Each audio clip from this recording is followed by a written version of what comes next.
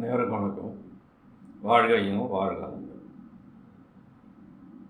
கடகராசியில் பிறந்தவர்கள் எப்படி இருப்பார்கள் என்று பார்ப்போம். கடகராசியில் பிறந்தவர்கள் நோய் தீர்க்கும் மருந்தாக வாழ்வார்கள். ஊருக்கே உழைப்பவர்களாக வாழ்வார்கள். தனக்கென்று இல்லாமல் நகரத்துக்கும் பட்டணத்திற்கும் பொதுமக்களுக்காகவும் உழைக்கக்கூடியவர்கள் இந்த கடகராசி கடக லக்னத்திலே பிறந்தவர்கள். சில யாகங்கள் செய்தால் கடகராசிக்காரர்களுக்கு நோய்கள் தீர்க்கும். நோய் தீர்க்கும் யாகம் சந்தனம், ஆம்பல் பூ அல்லது மல்லிகைப்பூ, சந்தாதூபம், சர்க்கரை பொங்கல் நிவேதனம் இவைகளை சம்பாதித்து கொள்ள வேண்டும். முதலில் திதில் யோரதி திதி எனும் மந்திரத்தினாலே சோடசோபர பூஜை செய்து நெய், எள், அரிசி இவைகளில் நாளை காயத்ரி மந்திரத்தினாலே 108 தடவை ஹோமம் செய்ய வேண்டும். சந்தன புஷ்பங்கள் சர்க்கரை பொங்கலையும் பலி கொடுக்க வேண்டும். 7 நாட்கள் பலி கொடுக்க வேண்டும். விரைவில் இந்த நோய்கள் இவர்களுக்கு ஏற்பட்டால் தீரும். இந்த மருந்தாகவும் இந்த யாகம் கடகராசி பிறந்தவர்களுக்கு நன்மை பயக்கும்.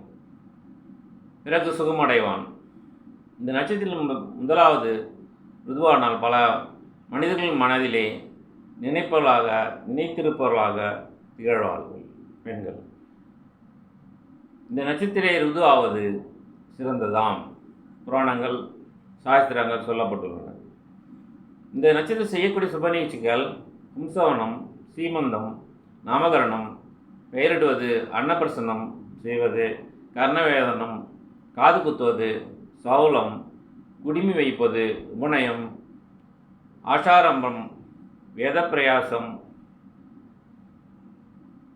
சாஸ்திரபியாசம், சித்திரம் கற்பது, ஆடை ஆபரணம் அணிந்து கொள்வது, அரசனுக்கு பட்டாபிஷேகம் செய்வது, முடிசூட்டுவது, சீமந்தம் செய்வது, சிம்மாசனம் ஏறுவது, மன்னனாகுவது, மன்னனுக்கு பட்டாபிஷேகம் செய்வது கடகராசியில் செய்தால் நல்லது. கடகராசியில் ஊஞ்சல் ஏறுவது, குடுத்தனம் செல்வது, கிரகப்பிரவேசம் செய்வது, புது படுக்கையில் படுப்பது, சாட்டி முகூர்த்தம் செய்வது, தங்க ஆபரணங்களை வாங்குவது கடகராசியில் செய்யலாம்.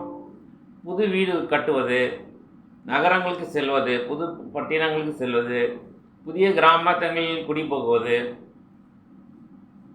புதிய காட்டேஜ்கள் கட்டுவது, பிரவேசிப்பது, யாத்திரை செய்வது, அன்று கடகராசி அன்று மருந்துன்பது முதல்ல சுபகாரியங்களை செய்தால் சிறந்ததாகும்.